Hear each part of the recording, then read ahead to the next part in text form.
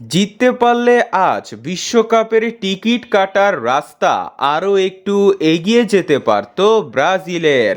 পরের ম্যাচে প্যারাগুয়ের সঙ্গে জয় দিয়ে শেষ হলে নিশ্চিত হয়ে যেত বিশ্বকাপের টিকিট, কিন্তু আজ সেই হিসাবই হোঁচট খেল।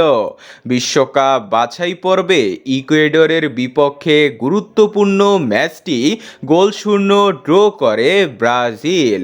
ম্যাচটিতে দলের তারকা রিচার্লিসন ও ভিনিসিয়াসরা ছিলেন নিষ্পাপ, আর তাতে আনচেলত্তির অধীনে প্রথম ম্যাচটি হতাশ করে সেলেসাওদের। পুরো ম্যাচ খেলেও মিডফিল্ডের দুর্বলতার কারণে কোনো সুযোগই তৈরি করতে পারেনি আনচেলত্তির দল, যার ফলে গোলশূন্য ড্র করে মাঠ ছাড়তে হয় সেলেসাওদের।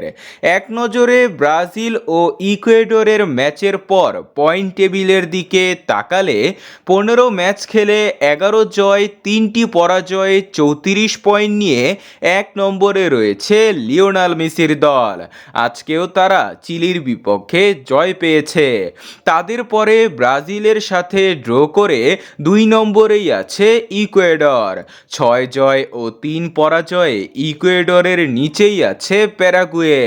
4 নম্বরে হতাশার এক ড্র করে 22 পয়েন্ট নিয়ে 4 নম্বরে আছে সেলেসাওরা।